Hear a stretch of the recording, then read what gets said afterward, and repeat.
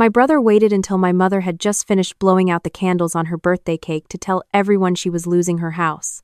He stood at the head of the dining room table, wineglass in hand, all easy confidence and practiced charm. Mom was still smiling, cheeks pink from everyone singing to her. My aunt was taking photos. The neighbor from 2 doors down was reaching for the cake knife. And my brother cleared his throat and said, loud enough for everyone to hear, Mom and I have been talking, and we think it's the right time to transition her into something more manageable. We've actually already been in contact with a buyer for the house. The room went quiet the way rooms do when something wrong enters them. Mom blinked at him. We have? He nodded, like she was simply forgetting a conversation they'd had. You agreed, Mom, remember? After the stroke. It's too much house for one person. I was standing near the kitchen doorway, still holding a serving spoon from the mashed potatoes. My hands went still. I looked at my mother's face, not confused, not frail, not the face of a woman who had agreed to anything, and I understood exactly what was happening. I set the spoon down, walked to the back porch, and called the one person I knew could help me dismantle this before it went any further. 6 weeks earlier, I had driven home to Springfield because my mother's cardiologist called to say her post-stroke recovery was going well, but she needed someone nearby. My brother had volunteered to coordinate her care, which at the time I took as a good sign. We had never been especially close. He was 13 years older than me, already out of the house by the time I started middle school, but I told myself that family showed up when it mattered. I was working as a nurse practitioner at a clinic in Columbus, and I arranged a temporary remote assignment so I could be there for a few weeks. The house on Maple Ridge Drive had been in our family since I was 3 years old. My parents bought it the year my father got his first promotion at the plant. He passed away 8 years ago, and my mother had lived there alone since then, keeping up the garden, hosting the neighborhood book club, walking the same 2-mile loop every morning before the rest of the street was awake. The house was her whole life. It was never a burden to her. It was the point. When I arrived, my brother's car was already in the driveway. He met me at the door with a handshake instead of a hug, which told me something. Inside, my mother was in the living room looking rested and genuinely happy to see me. She'd lost a little weight since the stroke, but her eyes were sharp and her wit was intact. Within 10 minutes, she was correcting my word choices and asking whether I was eating enough protein, so I wasn't worried about her mind. What I was worried about was the folder on the kitchen counter. It was a thin manila folder, half hidden under a dish towel, but the corner of a glossy photograph peeked out. I recognized the format. I had seen it once before when a neighbor was selling their ranch. It was a real estate comparative market analysis, a home valuation packet. I didn't say anything. I just noted it, folded it into the back of my mind, and went upstairs to unpack. The first few days were easy. I took my mother to her follow-up appointments, helped her with her exercises, sat with her in the evenings watching old game show reruns. My brother stopped by every other day, always with something: groceries, a new magazine, a casserole from a restaurant in his neighborhood. He was attentive in the way someone is attentive when they need you to feel attended to. My mother appreciated it. I watched. On the 4th day, a man in a gray blazer knocked on the front door while my mother was napping and my brother wasn't there. He introduced himself as a colleague of my brother's, said he was just swinging by to take a few measurements for planning purposes. I told him my mother hadn't authorized any measurements and asked him to leave. He apologized and backed down the porch steps. I wrote down his name from the business card he had already pressed into my hand before I turned him away. Kevin Marsh, Apex Property Group. I looked him up that evening. Apex Property Group specialized in estate liquidations and quick-close residential sales. Their tagline was, "We make transitions easy." I didn't sleep especially well that night. Over the next 2 weeks, I built the habit of noticing things without reacting to them. My mother's mail had been rerouted, or at least slowed.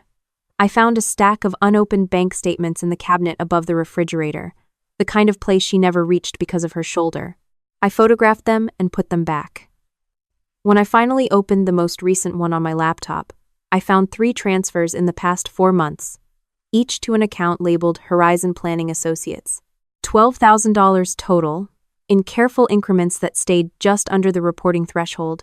I recognized the structure. In the medical field, we called it structuring when patients' family members did it with medication reimbursements. Financially, it had a different name, but the intent was the same. I called my college roommate that night. We'd grown up in different worlds. She had gone into financial crimes investigation and was now a senior analyst at a regional bank. I described what I'd seen without naming names. She was quiet for a moment, then said, "If those transfers were authorized, there should be a signed instruction letter on file with the bank. Pull the account record and look for a change of beneficiary or a power of attorney filing. If she didn't sign anything, those transactions are recoverable." I thanked her and stayed up until midnight cross-referencing everything I could find. The Horizon Planning Associates account was registered to a limited liability company incorporated in my brother's name 18 months earlier, well before my mother's stroke. My mother's financial advisor was a woman named Patricia, who had managed my parents' accounts for 20 years. She picked up on the second ring when I called from my car so my mother wouldn't hear. I explained what I had found. Patricia was silent long enough that I thought the call had dropped, and then she said, "Your brother called me 3 months ago to ask about the process for transferring investment accounts to a family trust. I told him it required your mother's written consent and a notarized signature. I never heard back. I assumed it hadn't gone further." She paused. "Is your mother doing okay?" "Cognitively, she's sharp," I said. "Good," Patricia said. "Because what you're describing isn't estate planning. It's something else." I drove to the county recorder's office the next morning. The clerk was helpful once I explained I was trying to verify property records on behalf of a family member. There was no pending deed transfer on file. But there was an open title inquiry submitted by an entity called MR Capital Holdings. The registered agent for MR Capital Holdings was my brother. On the way home, I stopped at the pharmacy to pick up my mother's blood pressure medication. While I was waiting, I mentioned to the pharmacist, a man who had filled my mother's prescriptions for years, that she seemed to be sleeping more heavily than usual. He pulled up her profile and raised an eyebrow. "She's got a new prescription here from about 6 weeks ago. Low-dose sedative, prescribed by an out-of-network physician." He tilted the screen toward me. The prescribing doctor's name was unfamiliar. I had never seen it in any of my mother's medical records. I photographed the screen discreetly and left. That afternoon, I asked my mother, very casually, if she had seen any new doctors recently. She thought about it and said my brother had taken her to a consultation with someone he said was a geriatric specialist. "He said it was just routine," she told me. I thought it was strange because my regular doctor never mentioned it. The man barely looked at me for 10 minutes, asked me to count backward from 20 and name 3 vegetables. "Did he give you anything?" I asked. "He called in a prescription. Your brother picked it up. Said it would help me sleep." She was taking something she didn't need, prescribed by a doctor she had never chosen, to make her seem less capable than she was. I recognized the setup: a cognitive evaluation, a prescription to cloud the results, a paper trail that said she couldn't manage her own affairs. It was systematic. And it had been running for months before I got there. I drove to see my mother's primary care physician the next day, a woman named Dr. Renee Okafor, who had been treating my mother for 11 years. I brought the pharmacy record, the bank statements, and the name of the geriatric specialist. Dr. Okafor looked at the prescription and said, flat out, I would never have authorized this. This medication at her age and with her cardiac history is contraindicated. If she took this before a cognitive evaluation, the results would be meaningless. She pulled up my mother's actual file and walked me through her most recent full evaluation, done 6 weeks before the stroke. Your mother has the cognitive profile of someone 15 years younger. Mild age-related memory variation. Nothing that would warrant any kind of guardianship or power of attorney transfer. She printed the full report, stamped it, and signed across the bottom. I'm filing a complaint about that prescribing physician with the state medical board today. I tucked the report into the folder that was growing heavier in my bag and called my college roommate again on the drive home. I've got bank transfers to a Shell LLC, a fraudulent cognitive evaluation, and an unauthorized sedative prescription, I said. She didn't hesitate. You need an elder law attorney before you do anything else. And you need to get a durable power of attorney signed by your mother while there's zero question about her capacity. Do it through an attorney she chooses, not one your brother introduces her to. I called Patricia, the financial advisor, that same evening. She referred me to a woman named Donna Reyes, an elder law attorney who had handled cases like this before. I met her the following morning at a coffee shop 3 miles from the house. I spread everything on the table, the bank statements, the title inquiry, the prescription record, Dr. Okafor's report, and walked her through it in order. Donna Reyes was quiet and precise. She asked 3 questions, confirmed my answers, and said, "What your brother has done is financially exploitable under state statute.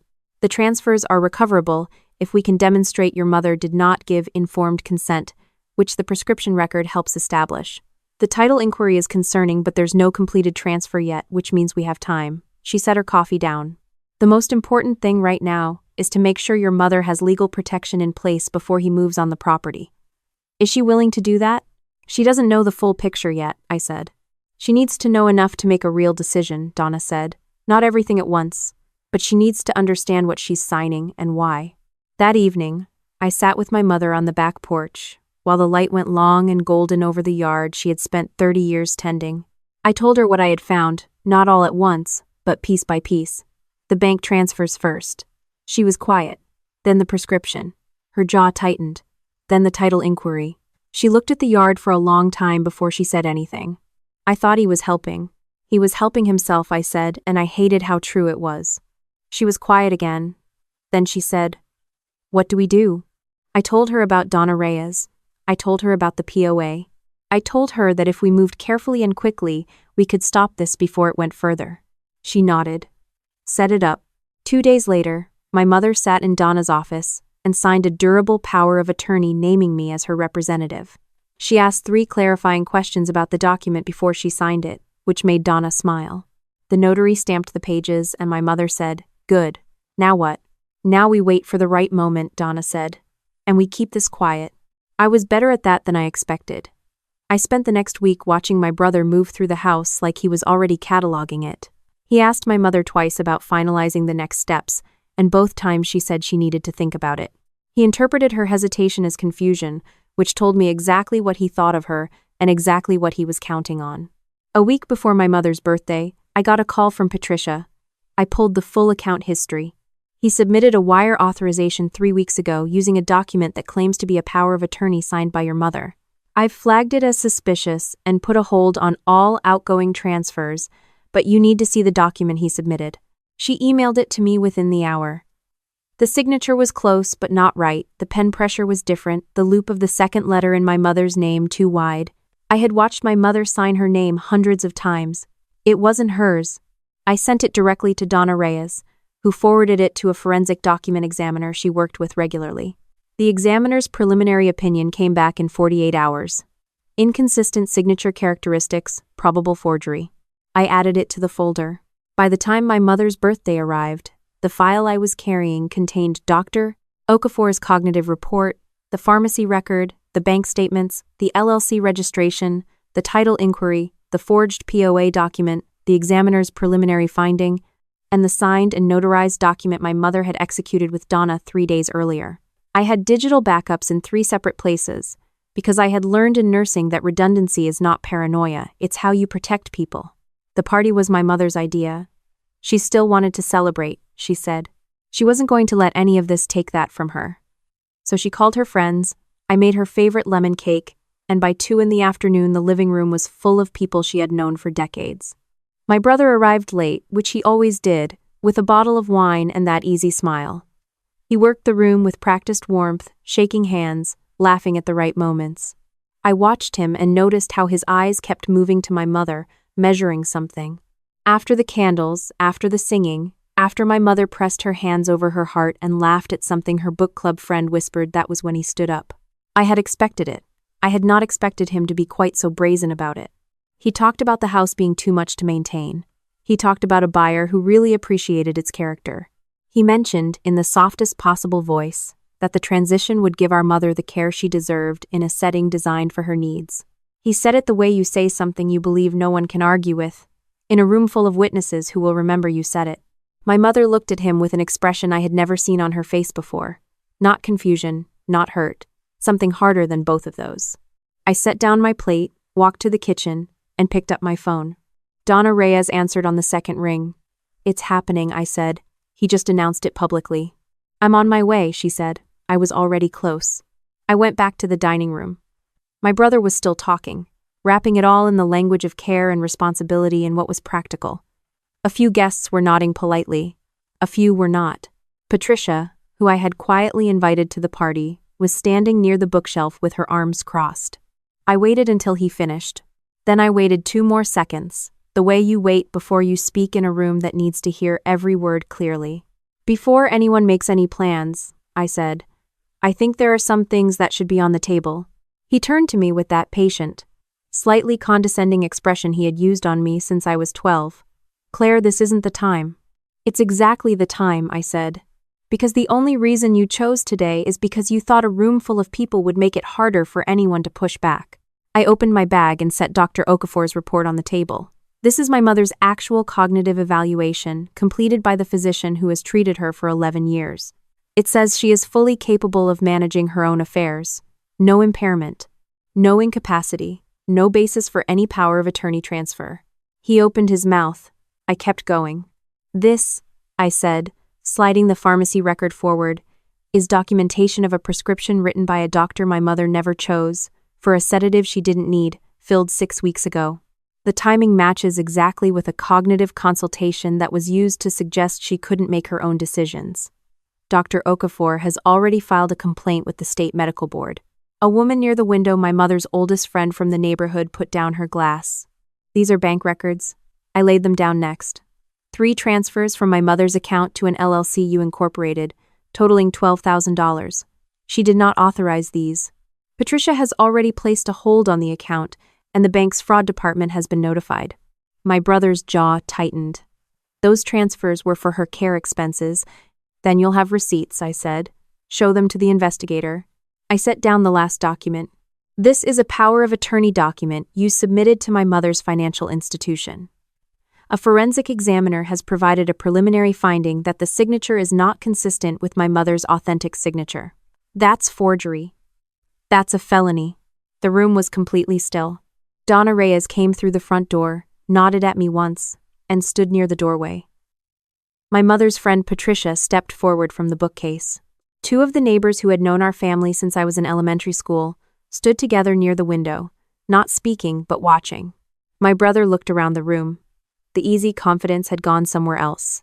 You're making accusations in front of all these people. I'm presenting documentation, I said, in front of witnesses. My mother stood up from her chair. She was not a tall woman, but she had a way of filling space when she decided to. I didn't agree to sell this house, she said. Her voice was steady and clear. I didn't sign any power of attorney. I didn't ask for a new doctor. And I didn't give you permission to move my money. She looked at him the way a mother looks at a child who has done something she cannot excuse. I trusted you, she said. I thought you were here because you loved me. He tried once more. Mom, you're not seeing the full picture. The house is a liability, the maintenance alone. The house is mine, she said, and so is the decision about what happens to it. Donna stepped forward. For the record, a durable power of attorney was executed 3 days ago, properly notarized and filed with the county clerk, naming Claire as representative. Any previously submitted documents claiming to represent your mother's authorization are now subject to legal challenge, and given the forensic concerns, law enforcement will likely be reviewing them. My brother looked at Colin. He looked at the man who had come with him, a colleague from his office who had been standing near the kitchen, and something wordless passed between them. A recalculation. You need to leave, my mother said, not loudly, not with drama, just simply and clearly, the way you say something you have decided. He left. His colleague followed. The front door closed and the room exhaled. Patricia came over and hugged my mother, and my mother held on for a moment longer than usual. The neighbor from 2 doors down started quietly gathering plates, the way neighbors do when they want to be useful without making a moment bigger than it already is. Donna sat at the table with me, and we went through next steps in low voices while the party slowly reorganized itself around the fact that the worst was over. Later, when most people had gone and the house was quiet again, my mother and I sat on the back porch with tea. The yard was dark except for the porch light catching the edge of the rose bed she had planted the year my father got sick, because she needed something to do with her hands. I should have called you sooner, she said. You didn't know what was happening. I noticed things, she said. I just didn't want to believe them. That's not a failure, I told her. That's love. He's the one who failed. She was quiet for a while, turning her mug in both hands. Then she said, Your father would have said you handled that like a surgeon, clean and precise. Dad would have handed me the file and said, "About time," I said, which made her laugh, a real one, the kind that reached her eyes. The investigation that followed was thorough and methodical in the way legal processes are when the evidence is well organized. The bank recovered $11,000 of the $12,000 transferred, clawing it back from the LLC account before additional disbursements could be made. The forensic document examiner's final report confirmed the signature on the submitted POA was fraudulent. The prescribing physician was placed under investigation by the state medical board. My brother retained a defense attorney, which told us the district attorney's office was looking at the financial records seriously. 3 months later, Dr. Okafor's office called to let my mother know the out-of-network physician had surrendered his license rather than face a full hearing. My mother sent Dr. Okafor flowers. I went back to Columbus for 2 weeks, handled the backlog from my remote assignment, and drove back on a Friday because my mother said she was replanting the front bed and wanted another set of hands. I found her in gardening gloves, kneeling in the dirt, completely at home. Patricia sent a letter confirming the account had been restructured with additional safeguards and that all future transfer requests required dual authorization. My mother read it, nodded once, and put it in the filing cabinet she had cleaned out and reorganized herself, which told me everything about how she was feeling. One evening, in early October, we were sitting at the kitchen table after dinner, and she said, out of nowhere, "I keep thinking about what would have happened if you hadn't come home." "I was always going to come home," I said. "I know," she said. "But I mean, what would have happened to someone who didn't have you?" I thought about that for a long time after she said it, because she was right that it wasn't just about us. It was about the fact that what had happened to her happened to people every day, quietly, in houses full of family photographs and birthday cakes, by people who had learned that love and trust were just another kind of access point if you were willing to use them that way. My mother was not a woman who had ever needed anyone to fight for her. She had raised 2 children mostly alone after my father's first heart attack slowed him down, managed a household, built a community, tended a garden that outlasted every hard winter. What she had needed was someone paying attention, someone who came through the door and noticed the folder under the dish towel. I stayed through November. We raked the yard together, restocked the pantry, went through some of my father's old things she had been meaning to sort for years. One afternoon, I found a photograph of the 2 of them standing in front of the house the year they bought it, my mother in a yellow dress, my father grinning like he had just won something. She took the photograph and looked at it for a long time. 31 years in this house, she said. Nobody's taking that. Nobody's taking that, I agreed. She put the photograph on the mantel, which is where it should have been all along. The day I drove back to Columbus for good, she walked me out to the car and held my face in both her hands for a moment, the way she had when I was small, and she wanted me to understand something important was being said. "Come back at Christmas," she told me. "I'll be here by the 23rd, I said. 22nd, she said. "I'm making the roast and I need help with the gravy." I laughed, hugged her, and got in the car. In the rearview mirror, she stood on the porch until I reached the end of the block, steady and unhurried, in front of the house that was still hers. Some fights are about money.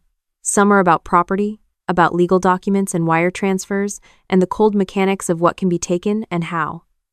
But what I was really fighting for was simpler than any of that. It was the right of a woman who had spent 31 years building a life to finish living it in the home she made, on her own terms, without anyone deciding for her that her time was up. I had learned in nursing that the body fights hardest to protect what it cannot afford to lose. It turns out people work the same way. You find out what you're made of when someone reaches for what matters most, and you decide you are not going to let them have it. My mother already knew what she was made of. She just needed someone standing next to her who knew it too.